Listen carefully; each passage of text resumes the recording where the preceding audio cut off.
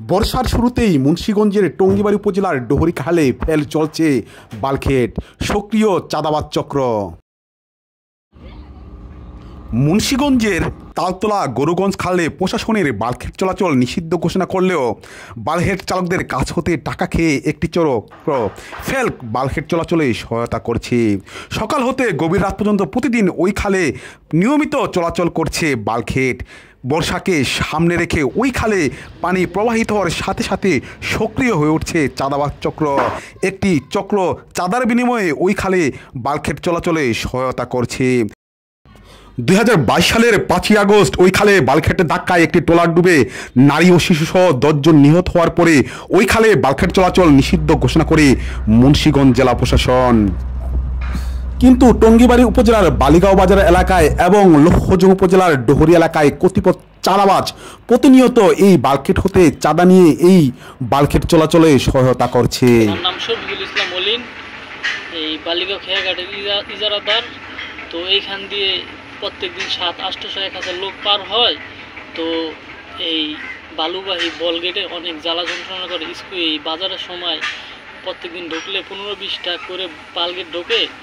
এই স্কুলের ছেলে বাচ্চা, তারপর বাজারের লোকজন, 3-4 গ্রামে মালনি মিরুসের বাগবাড়ি বাসুদের লোকজন যাতায়াত করতে অনেক সমস্যা হয়, প্রবলেম হয়। তো এটা বন্ধ করানোর কিছু কার্যকারিতা হইলে ভালো হয়। তো এই স্কুলের বাচ্চা পোলাপাইন যে কোনো মুহূর্তে অ্যাক্সিডেন্ট করতে পারে। তো এই বাজারের সময় এই ট্রলার চলাচল করা যায় না, অনেক ঝামেলা হয়। এই খালে প্রতিনিয়ত এখন বাল্কহেড চলায় ঝুঁকিতে পড়েছে এই খাল দিয়ে পারাপার হওয়া খেয়া যাত্রীরা। এই খালে কমপক্ষে 10টি পয়েন্টে খেয়া পারাপার হয় যাত্রীরা। এই সমস্ত বাল্কহেডের ধাক্কায় ফের যাত্রীবাহী ট্রলার ডুবে ঘটতে পারে যে কোনো দুর্ঘটনা। সেই আশঙ্কায় এই খাল দিয়ে সম্পূর্ণ বাল্কহেড চলাচল বন্ধ রাখতে প্রশাসনের দৃষ্টি আকর্ষণ করছেন স্থানীয়রা। স্থানীয়দের অভিযোগ, প্রতিনিয়ত রাতের অন্ধকারে কোনো রকম লাইট ছাড়াই এই বাল্কহেডগুলো যাতায়াত করছে।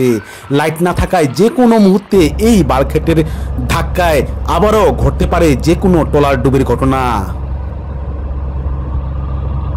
রাত্রের বিষয় ওদের লাইট থাকে না, ওদের সামনে একজন লোক দেওয়া দেয়, এই বাল্কহেডের সামনে লোক দেওয়া দেয়। লোক মাঝে মধ্যে সামনে থাকেও, অনেক সময় থাকে না। তো ওই পারাপার করতে অনেক ঝামেলা হয়। তো অনেক সময় দেখা যায় ট্রলারের নিচে, বাল্কহেডের নিচে ট্রলার যাইতে হয়। তো আমাদের নিজস্ব লাইট, ওই লাইটের কারণে ট্রলার চলাচল করে আমাদের নৌকা খেয়া। তো ওই ওদের সামনে মাঝে মধ্যে লোক থাকে, অনেক সময় থাকে না। তো আমাদের হ্যালোজেন লাইট দিলে দেয় মন মতলবি, যেমন বুঝায় যে ওদেরই নদী শাসন ওরাই করতেছে, আমরা এই যে বদলি কামলা। আচ্ছা, এই বলগেট তো এই খালটাতে চলাচল নিষিদ্ধ না? একবারে নিষিদ্ধ। আচ্ছা, মানে ওরা এরকম ভাবে বলগেট লয়ে ঢোকে যেমন ওরা উপজেলা চেয়ারম্যান, আমরা কিছু না। এরকম ভাবে প্রভাব খাটে ওরাই যায়। হয়তো বা আলা কুদলারা না কেউ বা কাদের ইশারে ওরা এরকম করে, আমরা জানি না। তো আমরা জোর খাড়ি না, এখন আমাদের তো আর খাল না, আমাদের আর কিছু না। তো আমাদের যেই কাম করতে হবে সেই কামই করি। এখন জোর খাটায় কিছু করবো, হয়তো বা দেখা যাবো নেতা মেতা বা পুলিশ মুলিশ ওরা আমরা উল্টা হয়রানি করবো, ওই জন্য আর আমরা কিছু করি না। কোনো রকম নিয়ম নীতির তোয়াক্কা না করে স্থানীয় চাঁদাবাজদের 1000 হতে 2500 টাকা দেওয়ার বিনিময়ে অহরহ এই খালে চলছে এই সমস্ত বাল্কহেড।